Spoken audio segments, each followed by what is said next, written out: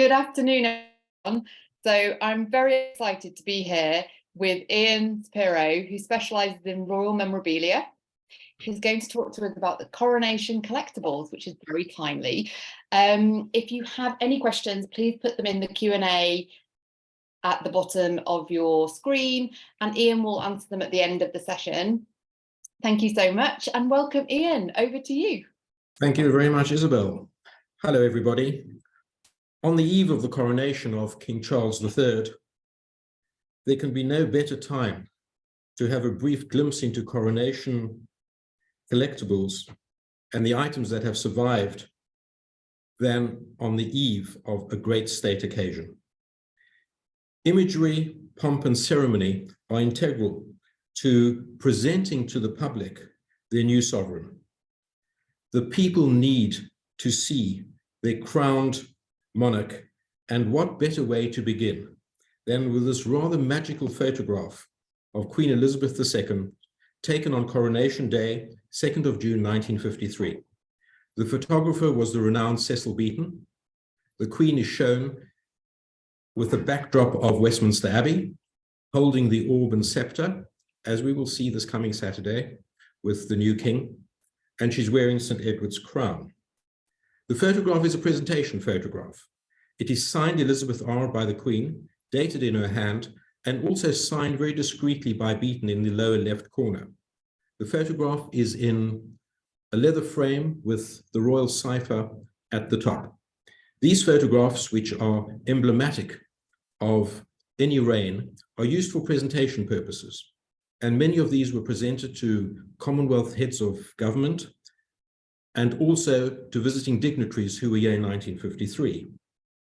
They are fairly rare, but when you look at this great image, it really encapsulates everything that the second Elizabethan age represents for us all. The majesty, the beauty of the Queen, and the backdrop of Westminster Abbey, which has been used for 1,000 years for the coronation of our sovereigns. Nothing really has changed, and we will see something similar this coming Saturday. Presentation photographs were used throughout the reign of the Queen, but this has to be the best of them all. And of course, being photographed like this on the day makes this a very special collectible. The title of this talk was announced as Coronations from Queen Victoria to Queen Elizabeth II. However, when reviewing the items that I wish to share with you, I thought we should really take this back to the reign of King George IV, who was crowned in July 1821. Probably the most lavish and the most dramatic of all the coronations that we've experienced. What you see up at the moment is an item that is known as a coronation summons. Signed at the top George R. by the King and sent to the Lord Bishop of Bangor. It doesn't invite the Lord Bishop to the coronation, it summonses him to the coronation. And these documents go back many hundreds of years. Whether in fact such a coronation summons has been signed by King Charles III, I'm not quite sure. I haven't heard of any. And I think that when one looks at the diminished guest list for this coming coronation, it would be unlikely that coronation summonses were issued for the present reign. What is interesting about this is that it is signed by the Earl Marshal, and this was done throughout the centuries. The Earl Marshal, the hereditary Earl of the Duke of Norfolk, maintains and controls everything, organizes things to do with the coronation. So what better way to start any coronation display than with a coronation summons? This coronation, however, was not without its drama. The king was due to be crowned alone, even though that there was a queen. The moment George III died and his son became George IV, the estranged wife of King George IV automatically became queen. Queen Caroline married the then Prince of Wales in 1796, and within a very short time, it was found that they could not live together. The king, who was then Prince of Wales, attempted to divorce the Princess of Wales, Caroline, and it led to a trial in the House of Lords where the then Princess of Wales was charged with adultery. The case collapsed, and it was decided that there was no way that his wife would be crowned. What we see here is a remarkable wrapper postally used, addressed to Her Most Gracious Majesty, Queen Caroline of England, posted in 1820. No doubt she received this letter. She had an enormous amount of support from the public.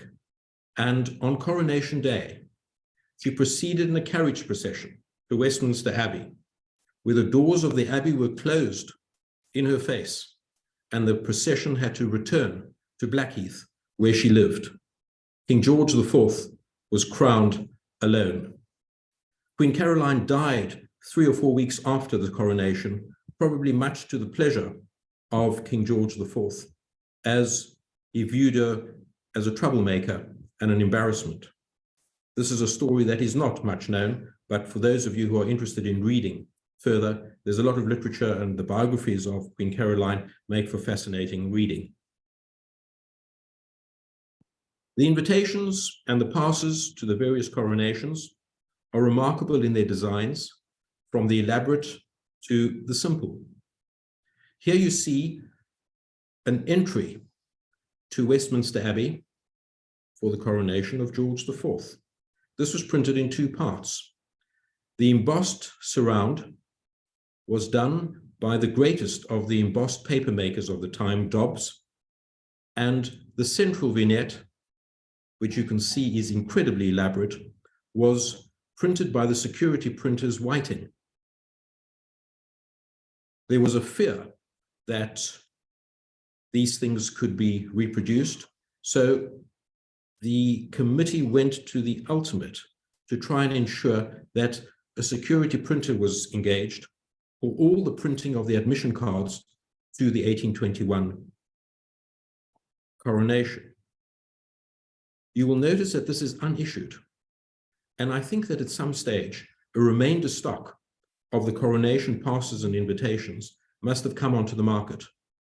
To find any of these issued is much rarer than the ones that are unissued, but they are still great examples of the printing techniques used at the time.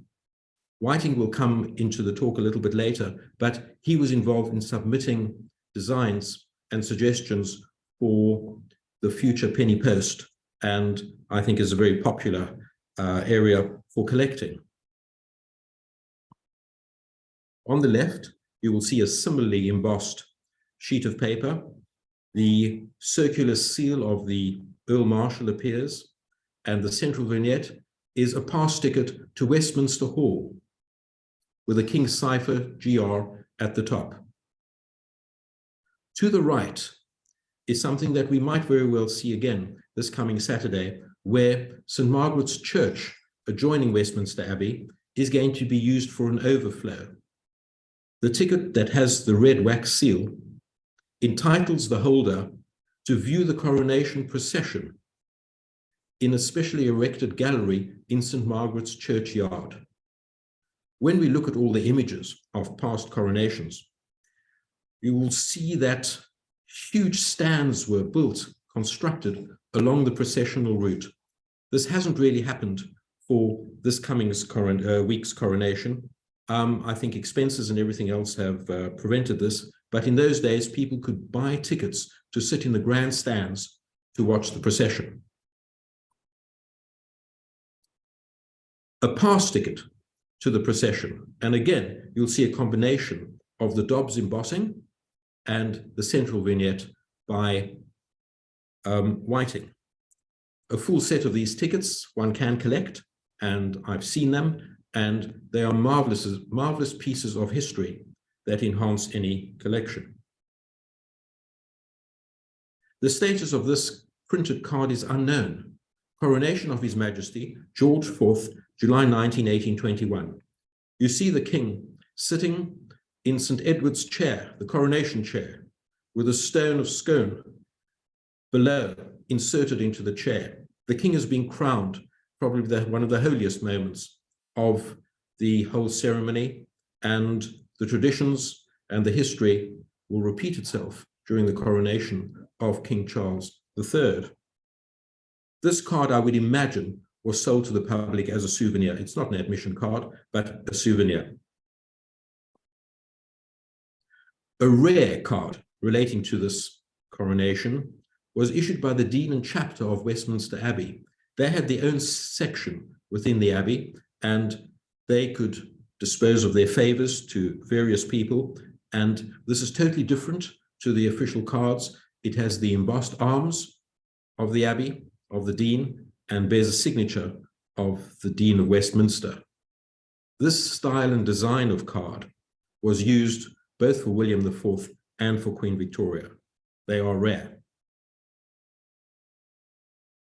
After all the excitement of George IV's coronation, we had to wait another 10 years for a coronation. George IV died and was succeeded by his brother, King William IV. Totally different in style, totally different in design. The coronation of their most sacred majesties, William IV and Queen Adelaide. You'll see their very elaborate ciphers in the center of the invitation card, and it says, "Admit into Westminster Abbey Sir Claudius Stephen Hunter, Baronet, through the west door." It was a huge logistical performance, really, getting the thousands of people into the Abbey through the correct doors, into the correct seats. And this is one of the few coronations where I think there was a standard admission card. When we come to Queen Victoria, the admission cards were in different colors, they were color-coded, and this went on all the way through to the coronation of Queen Elizabeth II. It made the organization on the day a lot easier. As you'll see on the right, the embossed arms of the Earl Marshal, Norfolk, and the ticket, of course, number 82, not transferable. Great danger that something like that could have been given to the wrong person. King William IV didn't reign for very long, and when he died in 1837, we had really the start of a long and successful reign when Queen Victoria ascended the throne as the niece of King William IV. The preparations for her coronation in 1838, June 1838, were much more elaborate than those for William IV. Rehearsals were held. Well, we've seen rehearsals over the last few days at Westminster Abbey. And you can see that these cards admitted various people to view the preparations for Her Majesty's coronation. The second card allowed Albert Woods, who became Garter, to pass and repass on official business. These cards are not common, and neither are these. One could attend a rehearsal of the coronation music, and this card admitted somebody who was a performer to the orchestra into the Abbey. The pink card is another version, and you'll see that they are for the same purpose, but they are color-coded for different days. There was a huge amount of security even in those days required. This is a particularly beautiful commemorative of Queen Victoria's coronation. It bears Whiting's name as the printer along the side of the portrait. It shows the newly crowned Queen in almost side silhouette, and an example of her signature below. Queen Victoria's handwriting became more difficult to read as the years went by, but the signature Victoria R, and later on in the reign as Victoria R and I, when she became Empress of India, are amongst the most accessible and most easily collectible examples of original signatures of any sovereign that we've had. Due to her long life and the many things that she signed, she is probably one of the great royal collectibles of our time. We now move to the coronation of Edward VII, and my goodness, we had to wait a long time, as we have in fact done for the coronation of King Charles III. Edward VII was a very long-serving Prince of Wales, and this will resonate today. When Queen Victoria died in January 1901, the king ascended the throne and he took the title of Edward R. He was known as Edward R. When he became Emperor of India on accession, he was entitled to sign his name Edward R and I. What we see here is again a coronation summons. This summons is printed and it advises not only the recipient of the date of the coronation, but it summonses him to attend the solemnity of our royal coronation. Well, when the Earl of Norfolk signed this coronation summons, little did they realize the drama that would ensue. Coronation was scheduled for June 1902. However, the king suffered a major attack of appendicitis and was operated upon, and the coronation had to be postponed. You can well imagine the chaos that the organizers felt when all the colonial premiers were here. There were foreign troops here, there were colonial troops here, and there was no option but to postpone the coronation.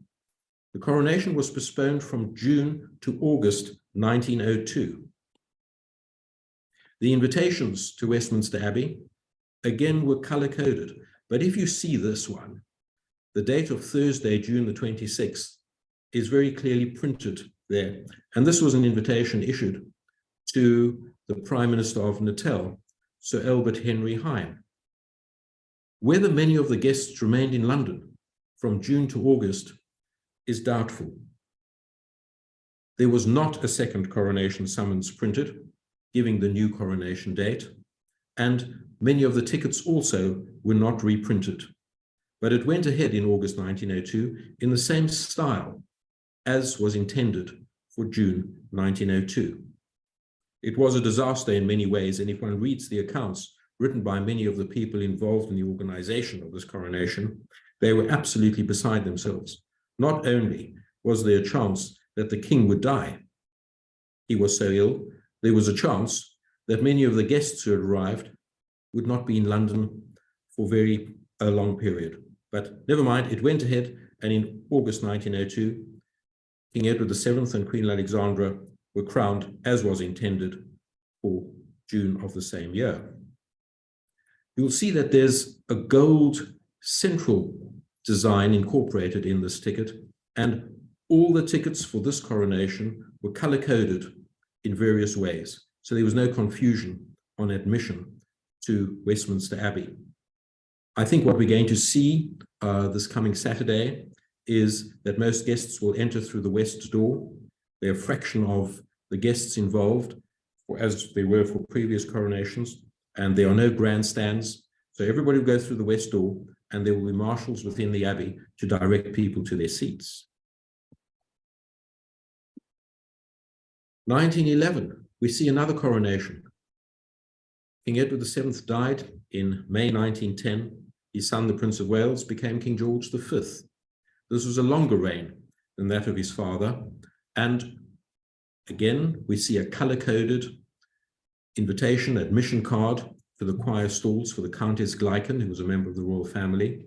The signature of the Earl Marshal, Norfolk, this time is printed. And on the reverse of these cards, there were directions to the recipients as to how to reach the Abbey through which entrance. This was not the case for previous coronations. The organization was intense.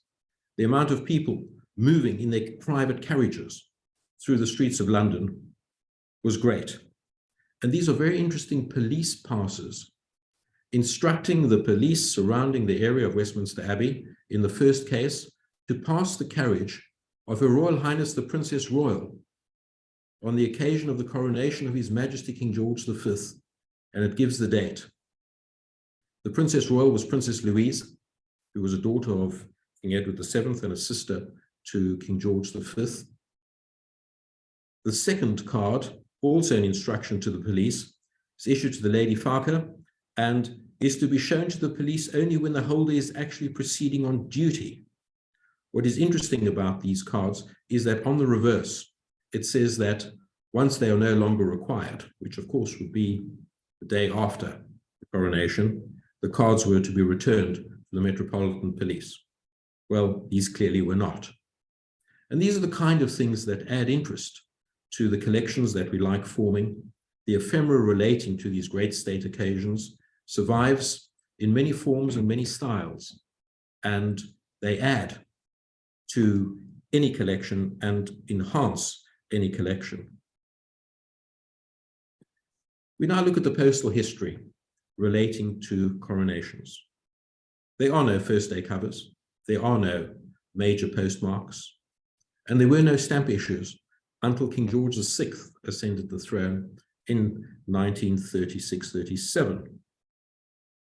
What we see here is a remarkable date stamp. For some reason, it was decided that there was a need for a telegraph office to be opened at Westminster Abbey on the day of the coronation. A temporary court post office was opened in the rafters, and the telegraph clerk was there to send telegrams, each one of which was cancelled with a Westminster Abbey circular date stamp. There was a code A and there was a code B. The example that you see here, not cancelling the stamp, was removed from the top right-hand corner of a telegraph form, a telegram form. That is the correct usage of this extremely elusive postmark, used only for 4 hours on Coronation Day. However, I think the temptation to produce a few souvenirs on the day was too great. And to the left, you see a penny stamp cancelled with the Westminster Abbey date stamp. That is irregular use of the cancellation. It was never intended to cancel stamps, but it is done there for souvenir status. A number of covers are known to exist with this cancellation, cancelling stamps, and that again, they should be viewed as souvenirs rather than the covers having any postal use. That was the first of the great coronation date stamps. Coronation Day, 1911. London is buzzing. Buckingham Palace is busy.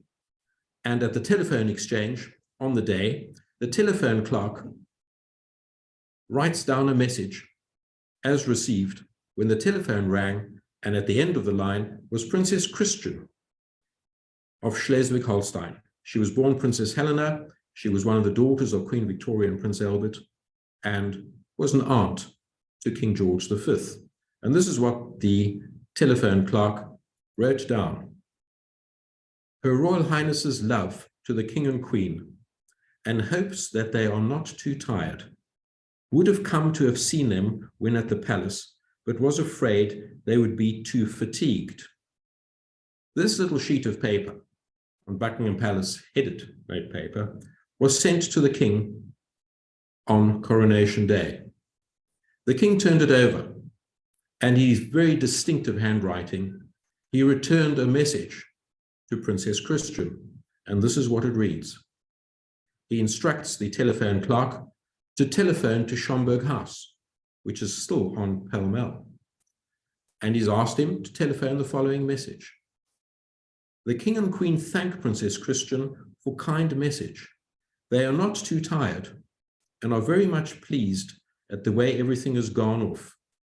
Hope Prince Christian none the worse for his long day. What a marvelous item that captures the moment of the day. And nothing can really beat something that's handwritten and encapsulates the excitement of the day, and to think that the king had time to respond to this is quite remarkable, considering he'd been through quite a unique experience. Maybe he spent some time with his stamp albums that day, the ultimate form of relaxation. We now see a very curious card. For previous coronations, we've seen a major review of the fleet, none as big as the one that we saw in 1953, the Naval Review at Spithead. Sadly, we will not be seeing it following the coronation of King Charles III. The postcard that you see here, bearing a halfpenny stamp of King George V, is cancelled with a postmark used aboard the Victoria and Albert, the royal yacht. The wording on the postmark is His Majesty's yacht with a crown at the foot. 3 impressions of this car, of the strike, appear on the postcard. The photograph, real photograph on the reverse of the postcard, is that of the royal yacht. And this was cancelled on the day of the Naval Review at Spithead. A marvelous souvenir. And I'll tell you a little bit about how these things exist. You'll see that the postcard is addressed to the Barlerin family. Barlerin was a clerk of supply in the royal household, and he accompanied both King Edward VII and King George V on many visits aboard the royal yacht and to other places. And he was clearly a collector. And many years ago, possibly in the 1960s, his collection of royal postcards appeared at an antique market, an open market, early one morning in London. And the Barlerin postcards have added enormously to the royal collections that we know, and they were either sent to his wife or they were sent to his little boy, occasionally with cachets on them, suitable messages, and this is a wonderful way to record royal history.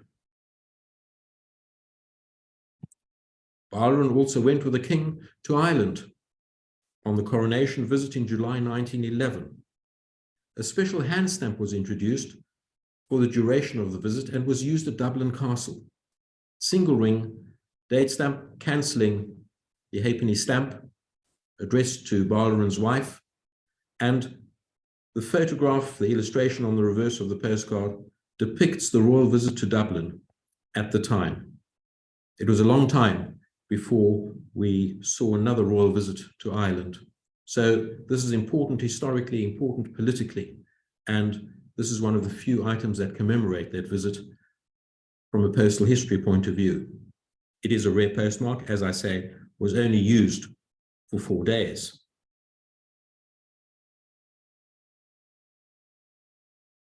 No coronation for King Edward VIII, but the date that was reserved for him was allocated to his successor, King George VI.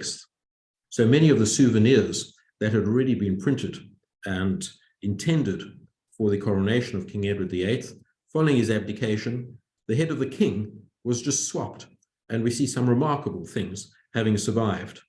But the coronation went ahead as though it was arranged for King Edward VIII. This time, of course, we had King George VI and his consort, Queen Elizabeth. I referred earlier to the different color codes that were used for the admission cards into the Abbey. This is probably one of the best that one can find because the surround is gilt. It's gold and was admission to a member of the royal family, Lady Edward Gleichen, to His Majesty King George VI's gallery. This was to the King's box, probably the best seat in the house. Signed again by Norfolk as Earl Marshal. Another version for the wife of one of the bishops, and she had access to the South Choir Gallery. The crown that you see towards the top of the card is embossed. The quality of the printing of these things was absolutely superb and really no expense spared. And these things were kept, of course they were kept, because whoever had the great privilege of attending such a formal state event would want to keep this kind of thing, and one can collect them in all their colors, codes, and designs.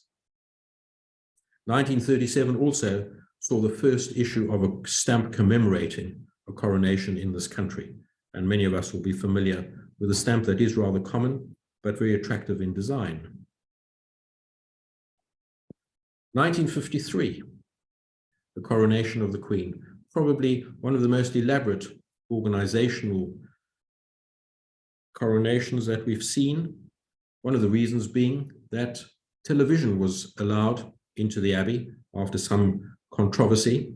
And here you see an admission card for Mr. Pullen of Movie Tone News, who was allowed to witness the coronation rehearsals.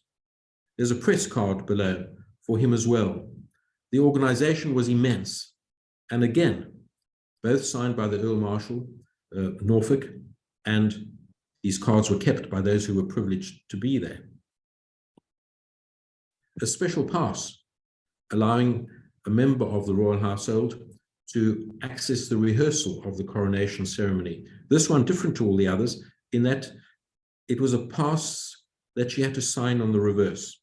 I've not seen too many of these, but clearly identification had to be proven in order to access the Abbey.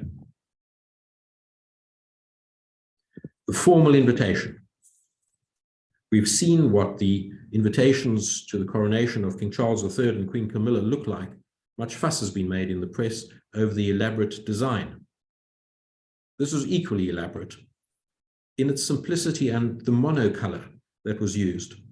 Designed by a member of the Royal Academy, and again to the right you see the signature of the Earl Marshal, you see his embossed seal just below his signature.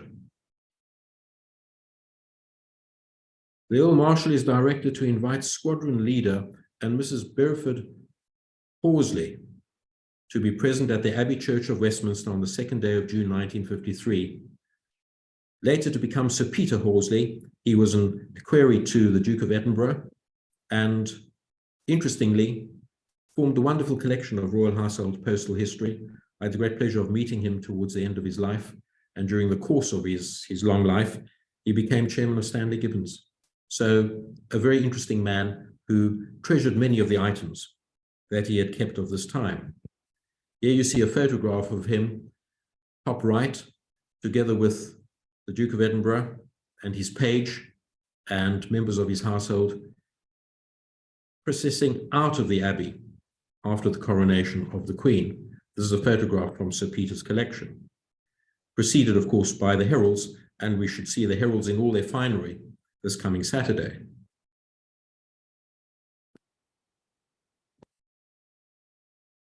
We all like making covers and creating souvenirs, and Sir Peter told me that he had created this wonderful souvenir of the occasion when he took a set of stamps and had them cancelled at the Buckingham Palace Post Office.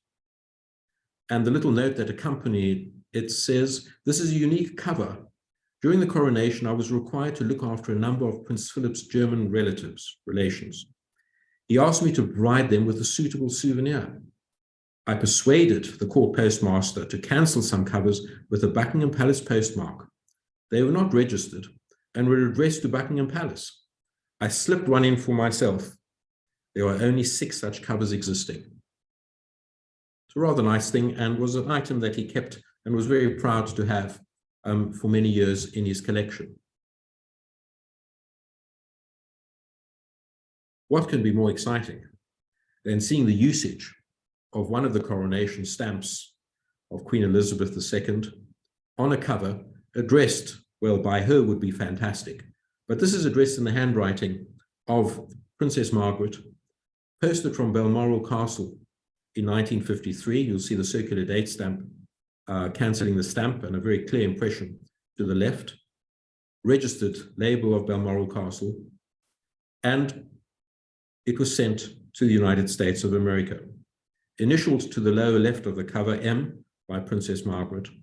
And what a thrill it must have been to address an envelope and to put a stamp with a portrait of your sister on the envelope. Sharman Douglas was the daughter of the previous American ambassador to the court of St. James, and they had a very close friendship. And in this marvelous letter that she writes to her friend, dearest Sharman, she refers to the mix-up that occurred where the coronation invitations that were sent to the Douglas family never seem to have arrived. And Princess Margaret can't quite understand why. But in the letter, she refers to the glorious coronation. Well, a glorious coronation it certainly was. And this is undoubtedly a glorious item relating to that momentous year. We started off by referring to imagery and the importance of imagery when it comes to these great state occasions. And it was not lost on the royal family when designs were considered for the first Christmas card that the Queen would send to all those who were on a distribution list for Christmas 1953. This again is a hand-colored photograph taken by Cecil Beaton once the royal family had returned to Buckingham Palace. We see the Queen wearing St. Edward's crown. We see Prince Philip alongside her. By this time, the animated Prince Charles and Princess Anne were included in the family gathering. Prince Charles was allowed into Westminster Abbey for a very short time to witness the crowning of his mother, and then taken out by his nanny again. I wonder what we will see with Prince Louis this coming Saturday, as he's known to fidget and prefers not to sit still. But then, of course, the coronation in 1953 was of much longer duration than we're going to see this coming Saturday. The card is signed below Elizabeth R. and Philip, dated in the hand of the Queen, 1953. This comes from Sir Peter Horsley's collection and was a much treasured item. It's not really known how many of these cards were sent out, but it's rumored to be round about 500. The cards, after a certain period of time, were then signed on the left-hand side below the printed message, wishing the recipient a happy Christmas, because these were then suggested to be second-rate signed photographs, and the signatures shouldn't really go below the image on a Christmas card. However, if you think you've seen it all, probably one of the greatest things to come out of this coronation was another version of the card, where the image remains the same. However, members of the royal family continued to receive from 1953 all the way until the last Christmas that the Queen was signing Christmas cards. They received a very special card. And this is the one that was sent out to members of the royal family in 1953. The same image, signed Philip, dated 1953 in the hand of the Queen. But goodness me, the Queen has signed her name Lilibet. And this was her family name that was used throughout her life. And Christmas cards were signed by her throughout her life to close members of the royal family. And the question is often asked, how do these things come onto the open market? Well, there's quite an interesting story here. This card had been part of the personal collection of the Marquis of Cambridge, who was a nephew of Queen Mary. And at some stage in the 1980s, he decided that he needed a little bit of petty cash.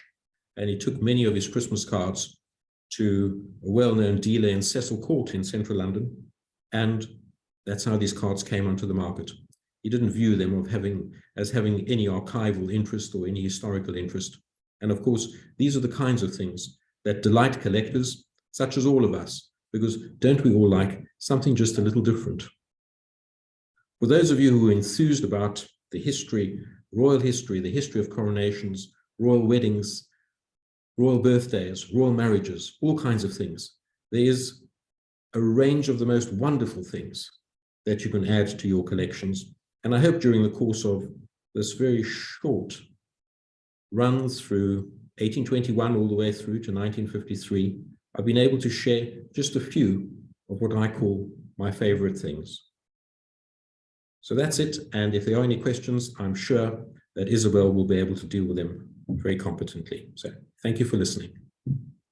Ian, thank you so much. That was brilliant. I was enthralled. It was excellent. We do have some questions. Please do keep putting your questions in the Q&A if you've got any. Ian, okay, first question. It's from an anonymous attendee, but will you be looking out for any contemporary collectibles from this coronation? That is, in fact, a very good question. And I think that if you walk around the streets of London, as I've done over the last few weeks, you'll see that the shops are full of mugs, plates, commemoratives of every single kind imaginable. These are mass-produced items, aside from the very bespoke items that the Royal Collection Trust has produced, very high quality. Companies such as Halcyon Days is producing very high quality commemorative boxes in limited editions. I don't think that these should ever be viewed as investments in any way. Some of them are terribly expensive. They are souvenirs that enter china cabinets, if people still have china cabinets, things that you can enjoy looking at. And I think what greater pleasure can there be than having your morning tea or coffee out of a coronation mug?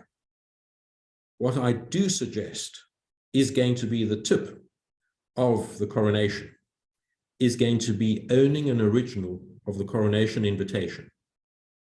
That is a real piece of history.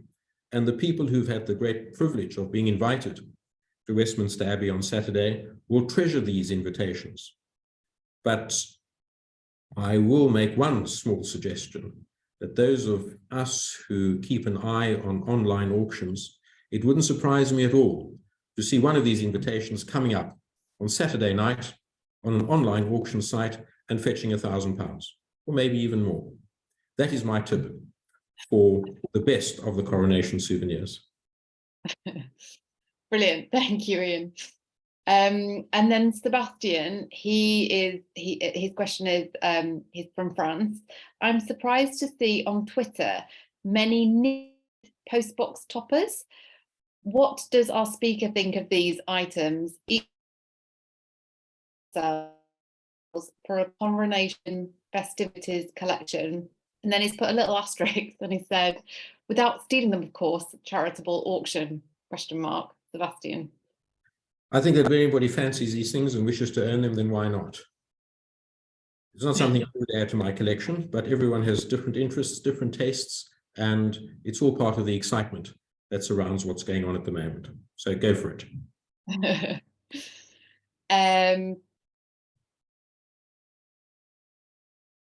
Whitting Wicker from the States here. Where can I get the coronation cover? I would think if you don't have access to Royal Mail, and Royal Mail is probably distributing these, I would imagine from any good stamp dealer in London. And they're going to be many variations of these covers with differing postmarks. The PTS has one. There we go. And go to the lobby, you'll be linked there.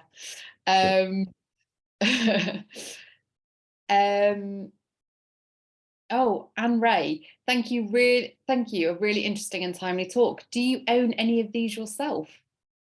Yes, they form part of my personal collection, and all these items give me immense pleasure, and they're wonderful items to research, to add to, and the ultimate relaxation really for any busy person.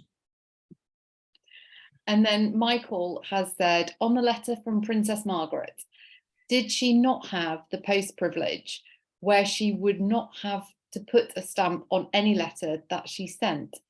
Is this privilege still existing, or was it? Yes, that is a very good question, and I should have mentioned it. Had she been writing to somebody within the United Kingdom, the envelope would have had an official paid red date stamp and the cipher of Queen Elizabeth II to the lower left. As it was going registered abroad, posted to the United States, postage had to be paid in postage stamps. And these are amongst the more interesting of royal household's postal history. Anything addressed abroad was not entitled to be official paid, but had to be paid in the form of postage stamps. Brilliant, thank you. I hope that answers your question, Michael. Thank you very much, Ian. And I just want to say thank you so much, Ian, for taking the time out to talk to us and show us your some of your collection. I know you've got a very busy few days ahead, and we are most grateful. For everyone who's watching, you'll be able to come back into Virtual Stampex and you'll be able to rewatch Ian's talk if you would like. Also, please don't forget to hack into the show, check out the booth holders, check out what's at the round table. And just have a really great Virtual Stampex. Thank you so much. Thank you, Ian. Thank you, Isabel. Thank you. Goodbye. Bye.